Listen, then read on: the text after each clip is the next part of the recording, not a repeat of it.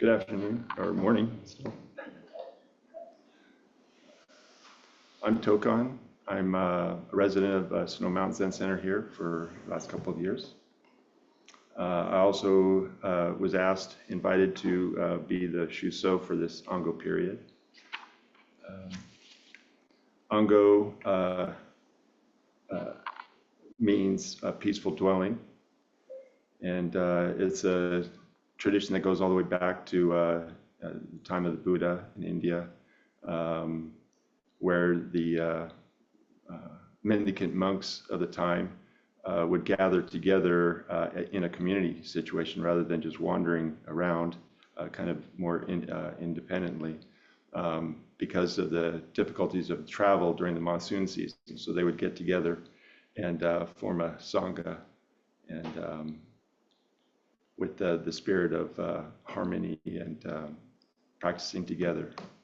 So that's Ango, and that's we have two Angos ourselves twice a year, once in the winter and once in the summer, and this is our summer 30-day practice period. As part of my responsibilities as Shuso, I have the privilege of coming up with a theme for the summer Ango practice period, as well as a few other things. In particular, I would mention the Shuso interviews, which I really enjoyed. Let me just review go over the theme for the summer Ango for those of you who might not be familiar with it yet. Many of you are, I'm sure. I've read it a few times, maybe at least once. Okay, the place of practice. In the time of the Buddha, a man was walking deep in the mountains in search of a place where he could discipline himself to understand his spirit. While searching, he chanced upon one of Buddha's disciples. "Sir, from where do you come?" he asked. The disciple answered directly, "I've come from my place of practice." Thinking that this man knew of the very place for which he had been searching, he asked the disciple, "Sir, I am looking for that same place. Please take me there." The disciple answered, "The place of practice lies in the pure and honest spirit where there is no false vanity." Startled, the man saw that the place of practice and discipline is not only seen with the eyes, the place of practice is the spirit. And this spirit searches to enlighten itself. It does not matter whether it is a room or one practices tea or meditates. Any place that is peaceful is a place where you can find your own spirit.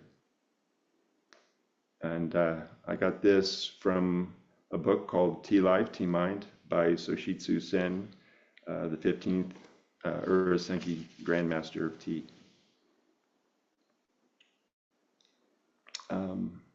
So like I had just mentioned a minute ago, it's been a wonderful journey so far. Still got some time to go with Shuso. But one of the great benefits of being in this position has been the opportunity to meet many of you for the first time in the Shuso interviews. These interviews can be anything. They're not real formal. I'm not a teacher. I'm just a Zen student. And so it's been a variety of things we've gone through in our time together talking with several of you.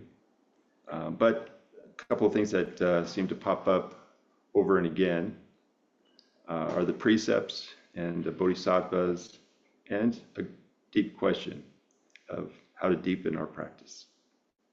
So I want to first off acknowledge and express my appreciation for this spirit of sharing and inquisitiveness that all of you have been sharing in this openness, a willingness, and a readiness to come together in our practice in search of something greater than ourselves.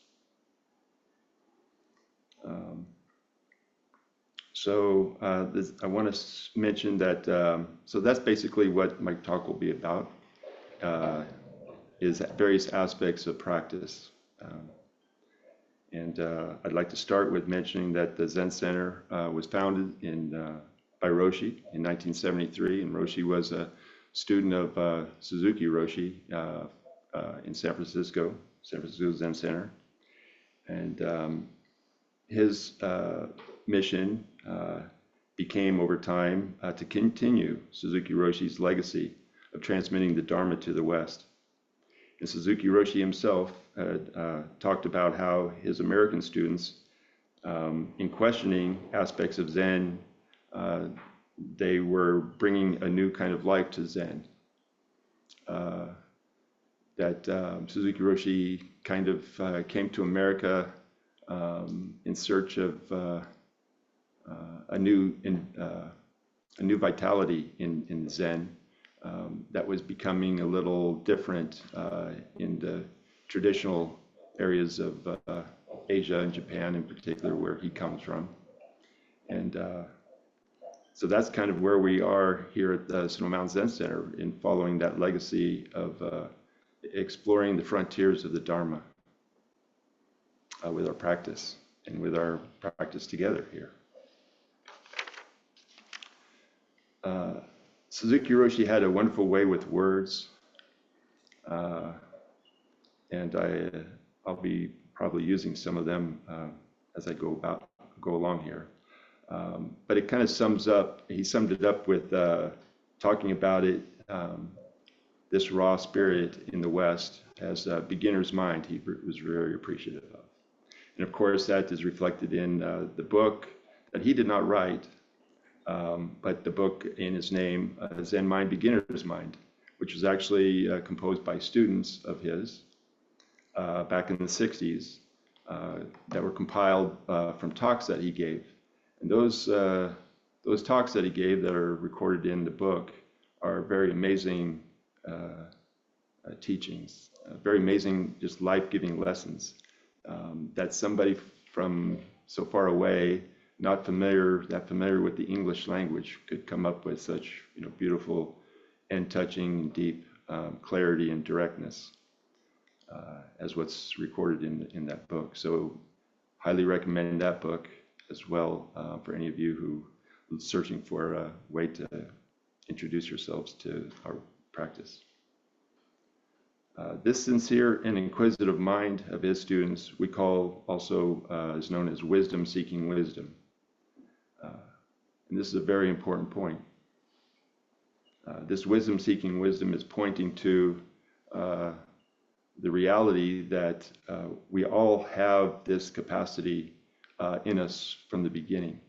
Although we may be coming here to search for this or that, something's missing, or to resolve something in our lives, before any of that came upon us, there was an innate capacity in all of us to recognize this brilliance of being, this wisdom, or else how could we possibly recognize its importance to us?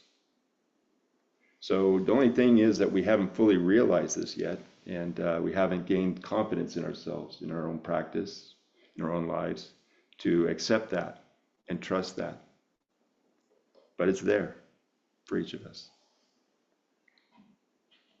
And really, that's all this practice is working together to touch that place, to become familiar and very intimately acquainted with that place, to where we do have that confidence in ourselves and amongst ourselves together.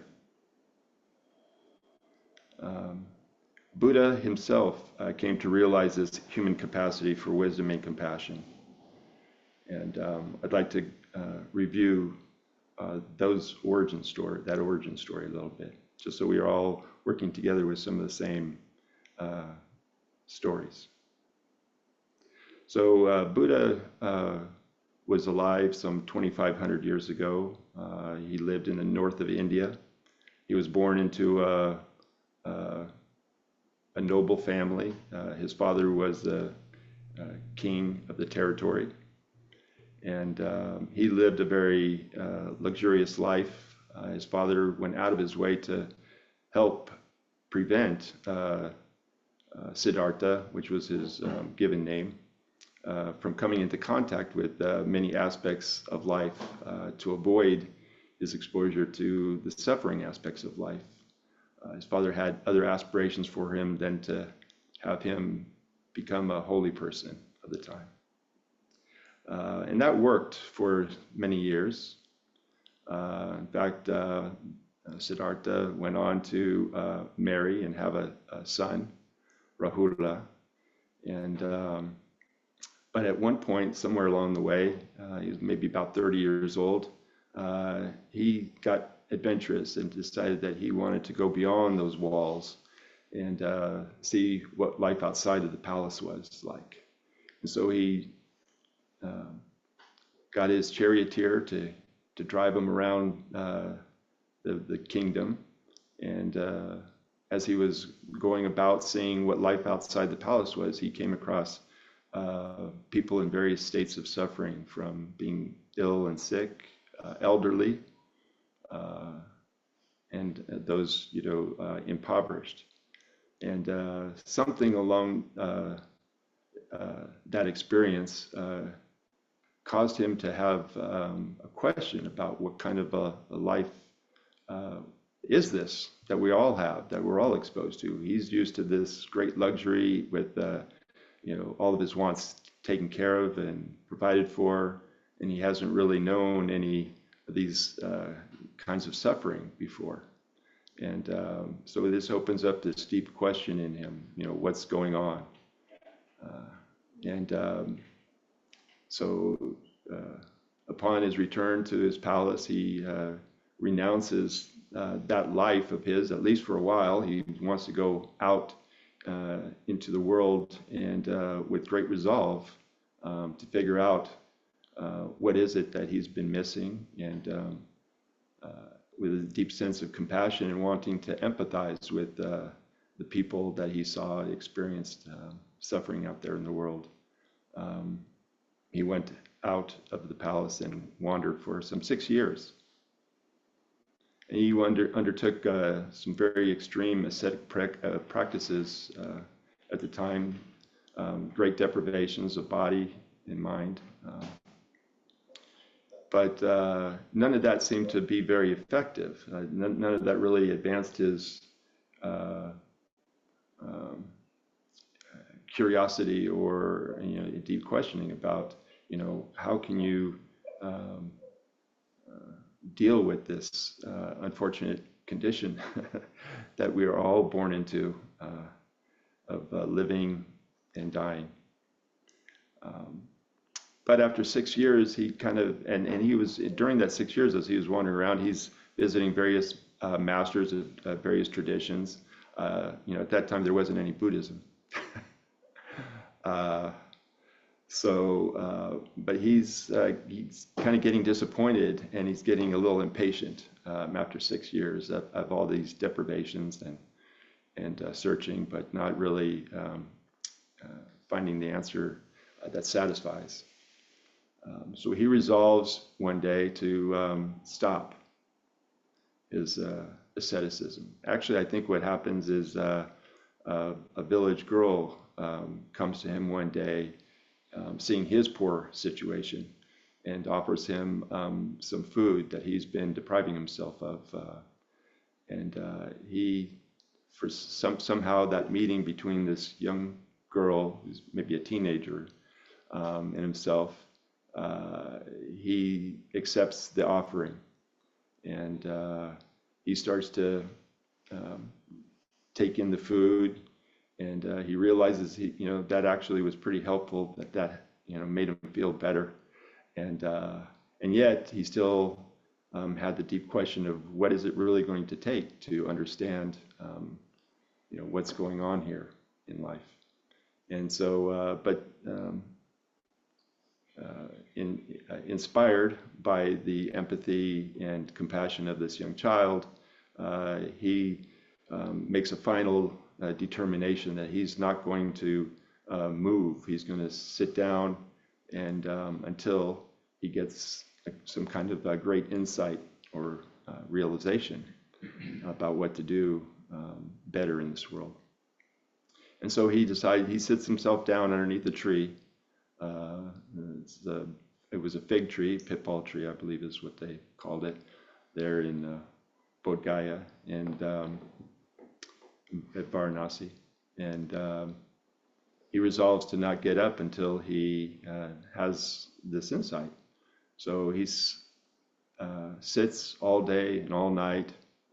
And then as dawn starts to rise, the last star in the sky he sees, called the morning star, and something in that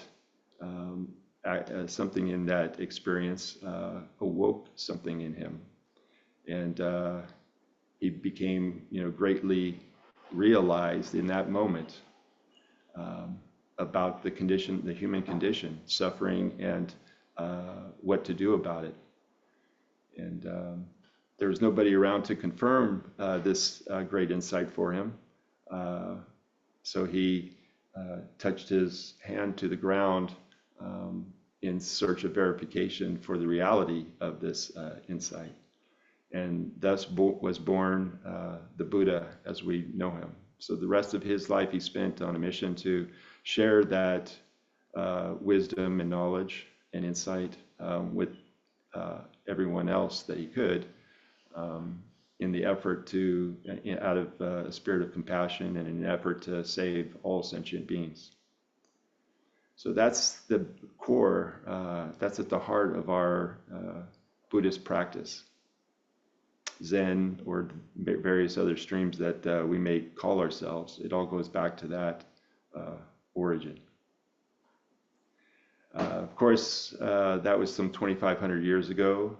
And one of the unique and wonderful things about Buddhism is that there's been a living tradition of the teachings and the experience and the teachings passed on person to person in a living transmission from the Buddha all the way to the present. And currently, depending on who you're talking to, what teacher, here at the Sonoma Zen Center, we're looking at the 91st generation after the Buddha.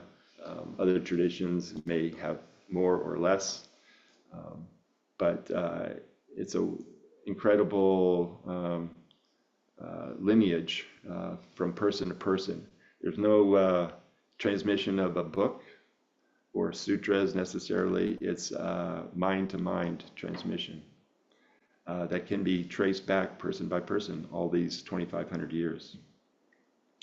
So Buddhism then from India, it thrives in India for some centuries actually, but gradually it starts to seep out into the neighboring countries and regions, gradually making its way up into China.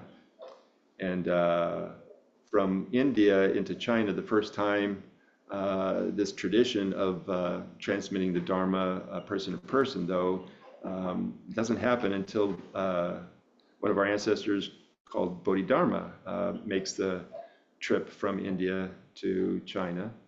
And Bodhidharma himself was born into a noble family and was a prince, but in the southern part of India, actually. And it was his father that was actually one of the first to recognize and appreciate and revere the teachings of the Buddha.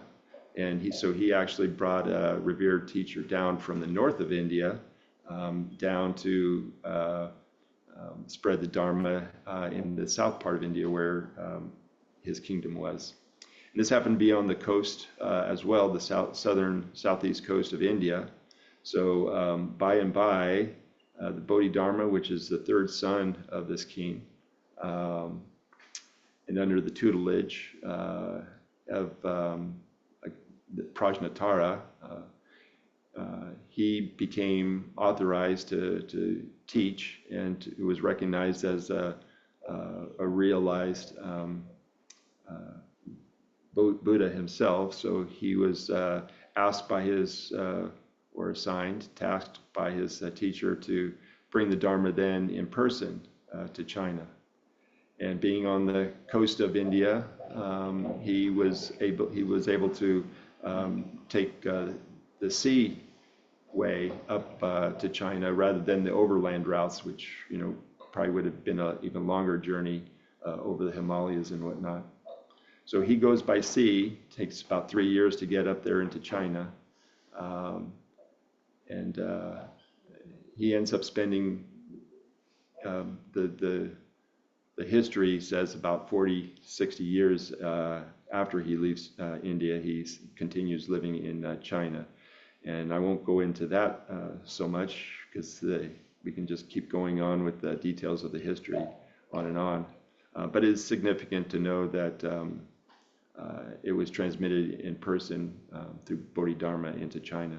And then it thrives in China for many centuries, of which there's other very notable Zen masters in our lineage. The sixth ancestor, Huineng, which is this is a photograph of his actual self there on the wall, back wall of the Zendo there.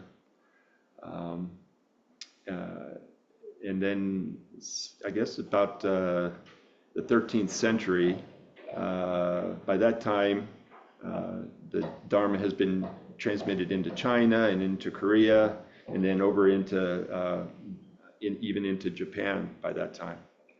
And in the 13th century, then we come across a youngish monk named Dogen, who has been studying the Dharma since he was a young child himself, and then maybe somewhere in his 20s, he takes it upon himself to travel to China to explore deeper roots of the Buddhism that was beginning to be established there in Japan. So he spends a couple of years in China, traveling around, visiting again various masters and schools. But he ends up meeting his primary teacher, Tendo Nyojo, at a monastery. And there's a great story of their time together. And when he gets recognized by Tendo Nyojo for his diligent efforts in the Dharma.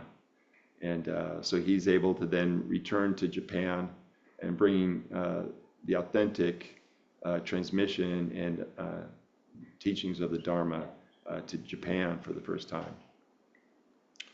And Dogen is the founder of our particular stream of Zen. Zen has its roots all the way back to Bodhidharma, bringing it into China. But at that point, when China kind of diverges, has many different streams, many different schools, maybe actually, I think about 5 of them are, recognized as the main ones, of which our lineage in China it was called Caodong, I believe, and then that's the same word Soto in Japan as our lineage. So we're Soto Zen Buddhist tradition. But Dogen, so Dogen comes back to Japan with his experiences from China, and he ends up really refining and clarifying, this deep tradition of the Dharma and teachings in Buddhism. And one of the things that stands out that's kind of unique in his development and teachings of the Dharma is that he emphasizes action as a very necessary component of the realization of our humanness.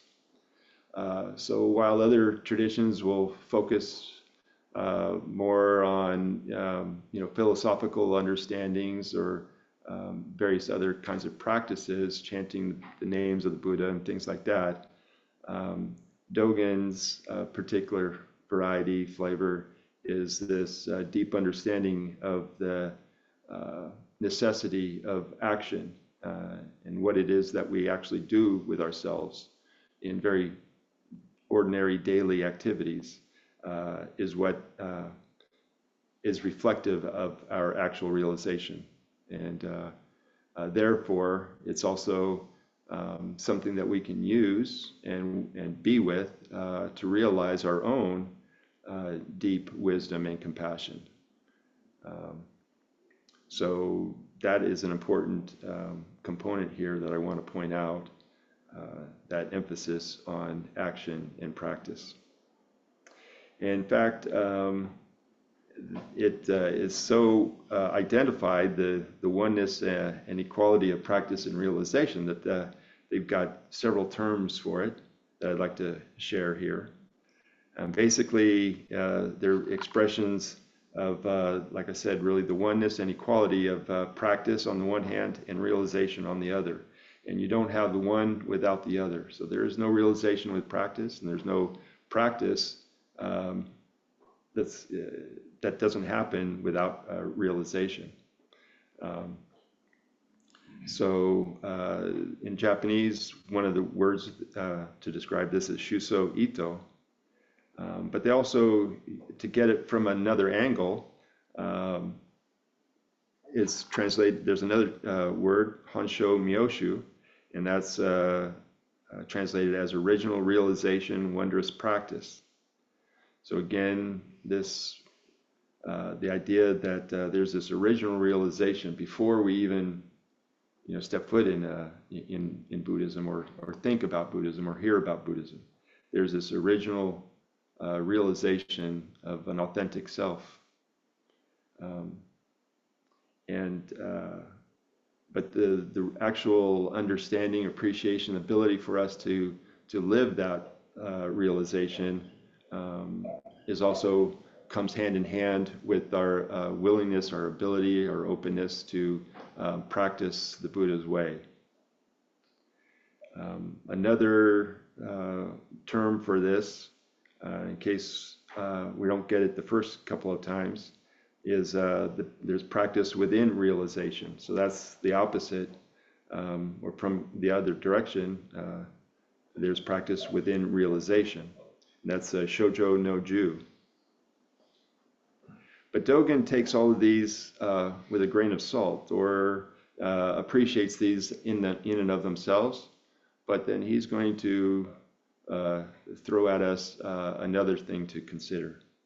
So in the Fukan Zazengi, which was one of his talks or writings on the practice of Zazen, sitting practice, he asked, or he makes a statement actually in there, how can it be contingent upon practice and realization? So here he's asking the very question, what good is this practice and realization if it's inherent, innate with us? So we have it on both sides. And it's I offer this to you today because it really, Dogen is a master of framing questions. And I would say that the opportunity that I've had to do these Shuso interviews with many of you, and that basic inquisitiveness of your spirits reminds me very much, inspires me, much like Dogen's many angled ways of sharing the Dharma, expressing his understanding, and pointing us in a very wonderful and deep direction that meets us right where we are, if we give ourselves the opportunity to see it. So one thing I want to mention in the spirit of our Dogen ancestor talking about how can it be contingent upon practice and realization,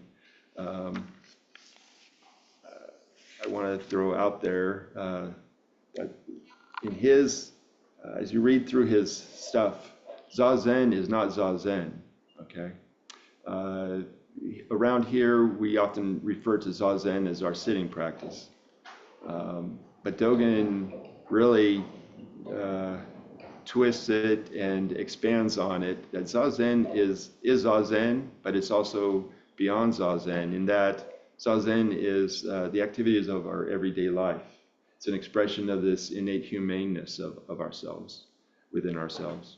And that we're really never separate from that capacity in us, except to the extent that we, don't choose to be that for ourselves and for others.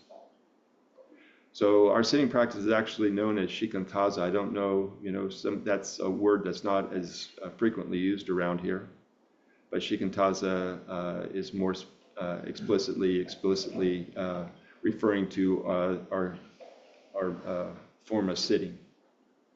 And Dogen, again, is really good about differentiating our practice of sitting from meditation. It's not meditation. It's not a kind of contemplation. It is just sitting. And sitting really has this ultimate primacy for Dogen and his philosophy of action, and the primacy of action in realizing the Buddha way. Of course, this goes all the way back. This is a historical present. That's all the way back to the Buddha, of course, because Buddha himself spent all day and all night sitting until that moment when it dawned on him in that crease of day between the night and the day, and the dawn, the morning star was revealed as the last star in the sky. So sitting goes hand in hand with our tradition, and hand in hand with that realization of who we really are. Here, another way that it's been shared is the understanding that form leads to function. So even if you don't think that you have some realization or wisdom or understanding, or you're feeling like you're still in search of something missing, there's a recognition that actually holding true to the forms that we have in themselves, given time and experience, personal experience, direct experience in these practices, will lead to some understanding, deep understanding for yourself, and realization, put you in touch with some very genuine realization for yourself. So this form leads to function is again kind of reflected very much, is another way of talking about practice and realization, mirroring each other. So when you don't have a lot of confidence, or you have a lot of doubt about what's going on or what to do, I would encourage you to consider that sometimes just doing it is a good way to get past it.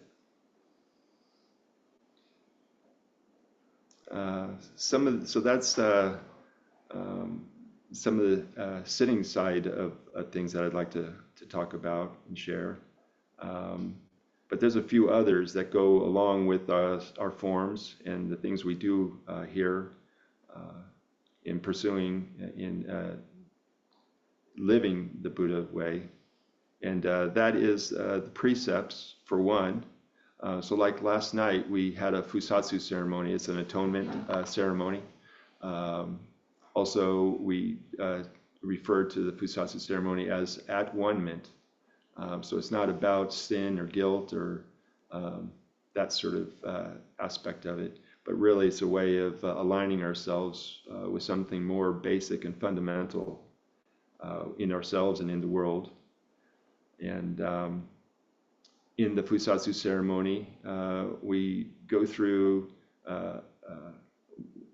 basically we're going through a process of renewing our vows with the precepts. And there's two kinds of vows that we go through there. One is with these what's called the Bodhidharma's one mind precepts. There's 10 of those. The other one being the 4 vows of a bodhisattva. Let me just share with you one of these Bodhidharma precepts. Like I said, there's 10 of them actually, and they're all recited in our Fusatsu ceremony. So every month at the full moon, we have the opportunity to review these and recommit ourselves to this way. So one of them here is self-nature is inconceivably wondrous. In the Dharma of no self, not contriving a reality of self is called not being angry. And the Bodhisattva vows we chant every day here in our practice at the end of the day, in our last sitting before we go to bed. The four Bodhisattva vows: all sentient beings are numberless. We vow to save them. Desires are inexhaustible. We vow to put an end to them. The dharmas are boundless. We vow to master them. The Buddha's way is unsurpassable. We vow to attain it.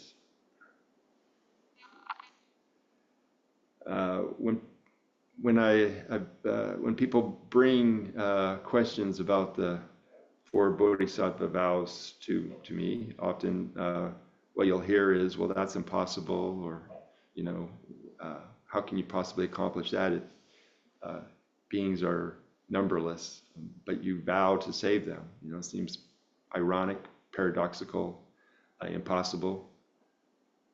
But again, that points us to that wonderful place of curiosity and inquisitiveness. What is going on here? So I would point out that often it's a very important place to have that questioning capacity, that capacity for questioning, and just wondering. The spirit of wonder in our Zen practice is actually also very important point to take in. Something that we don't indulge in enough often in our busy lives. So that Zen Center here affords us that opportunity to reconnect with the wonder of life. Not only a taste of the Buddha way, but a taste of the wonders of life itself, with no labels.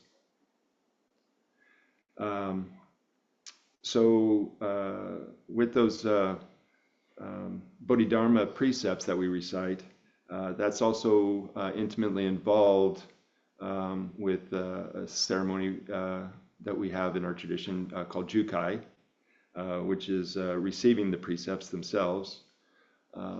Actually, I believe we've got a Jukai ceremony scheduled for later this year. We haven't had one for a few years since before COVID, because of course we haven't been able to get together, as a together Sangha for such an activity since before the COVID. So that'll be exciting to have that come back to life.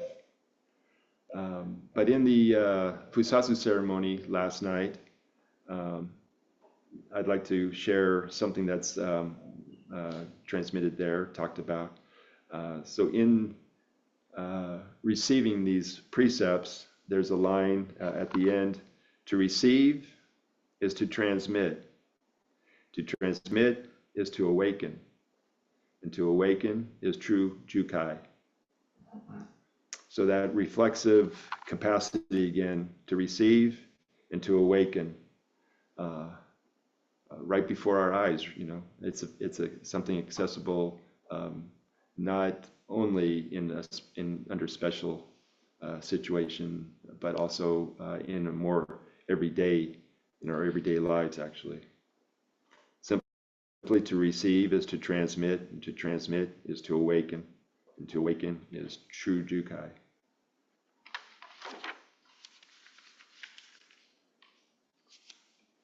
How are we doing on time? May I ask? It's 15 now. Okay. So I'd like to go over then as the last thing, as I go over this last bit here, I'll let you know that I expect to have a little time available to open it up for questions, and I would encourage you to offer questions for us to review, to talk about, but it can also be anything else you'd like to share, comments or insights. And it can be related to anything I've talked about now, or it could also be something else related to Ango or your practice, or beyond your practice as well. So heads up.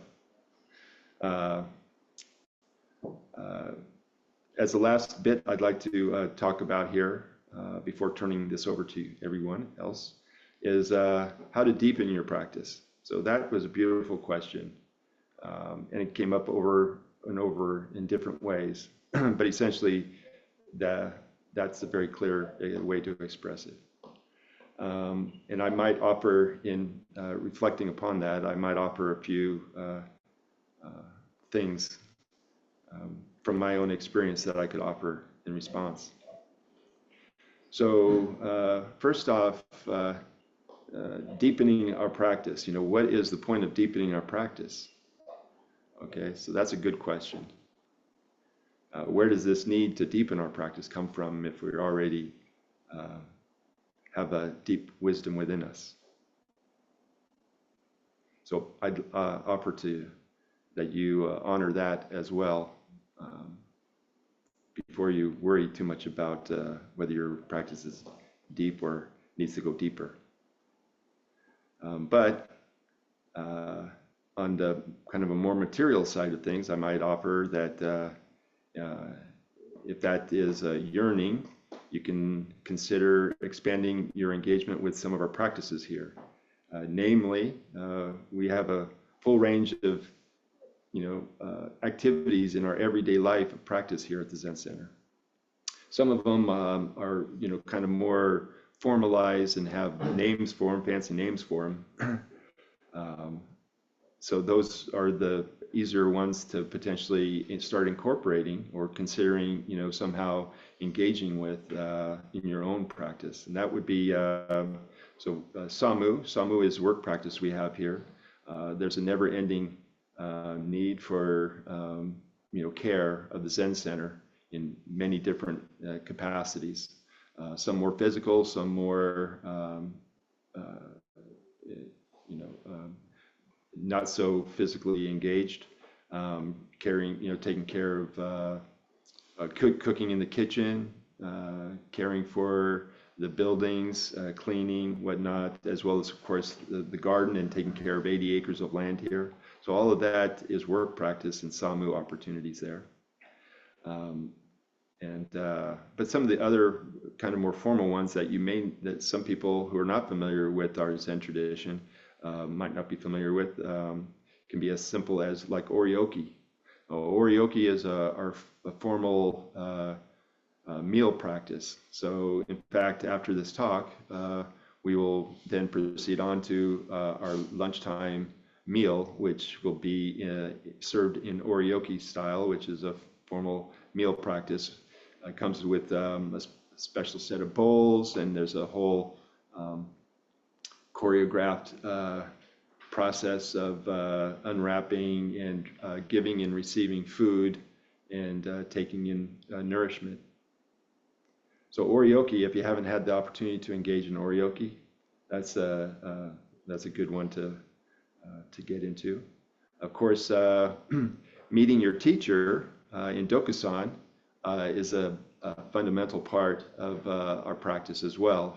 So while you may be sitting on a regular basis at home or coming up here to the Zen Center to participate, one of the next things you might consider, if you haven't already, is to meet person to person with our teachers, our abbot, Nyoze, as well as Roshi, did Dokusans in the past. So, they're open to being scheduled to have Dokusan. And I believe our recommended schedule for Dokusan is for members to take Dokusan, engage in Dokusan schedule when every quarter, so maybe 3 or 4 times a year. But you know, it's not restricted to that. It can be more often as you see fit, as the need arises. So Dokusan is a wonderful opportunity for student and teacher to begin to get to know each other and to offer opportunities to deepen one's practice. We also have a study group that we do twice a year, once in the fall, once in the spring, for those that might be more interested in, you know, considering looking at books to take the next step into Buddha way. So study groups we have in the fall and spring are about 8 weeks long. We come up with a selected book, and then everybody who wants to participate in the study group can join together either on Zoom or in person here at the Zen Center. And we go through, you know, one book per session, basically, and take our time week to week. We meet once a week, Tuesday nights, I believe it is. So then the other thing is more sitting practice. So, for example, this coming week, next week we have something called sesshin. Sesshin is an opportunity where we sit for about 9 hours a day total, in about 30 to 40 minute periods throughout the day, but just more periods of sitting throughout the day. Like right now, we have 6 sittings a day, 2, 4, 6, yeah. During when we're not in Ango or not in sesshin, our daily practice is 2 sittings in the morning, typically 2 sittings in the evening. But sesshin, we take that up to 9 sittings. So we have more back-to-back consecutive sittings before meals, for example. And throughout the day. So those are all ways I can offer you kind of quickly, easily to expand your engagement in practice. A couple other things I'd like to mention. Another wonderful way is to get outside yourself. Don't take that wrong. It gets outside myself as well. It's, you know, this is such a wonderful sangha. It's a wonderful opportunity for us to meet each other. You don't get this kind of opportunity to relate to one another so easily out in the busy world. You know, of course, it's got its own challenges. You know, within our sangha, we don't get to pick and choose our friends so much, but it's a wonderful opportunity to get to know and meet each other. And that in itself is the spirit, the heart of practice, is to be there for each other. So I would offer that, you know, on our community days and whatnot, that you take up your precious time that you have while you are here to get to know people that, or to meet people that you maybe haven't stepped out of your way to meet before, because you never know what's behind the next door.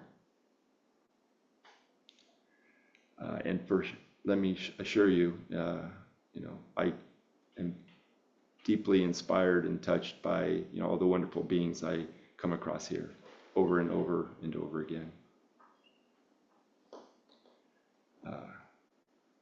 So the last thing I would mention is, you know, you can always look for inspiration and guidance through nature itself, but also through the stories and teachings of our ancestors, whether it's Suzuki Roshi. There's many books. We have a whole library, you know, 1,000 books or more. That's not, while action and sitting is the basic aspect of philosophy, there's nothing wrong with picking up a book and, you know, really putting yourself into that reading. And especially when it can translate into some real inspiration to further you and get you along the way. So with that, I'll close up my book and open it up to questions or comments, insights, if anybody has any. Okay.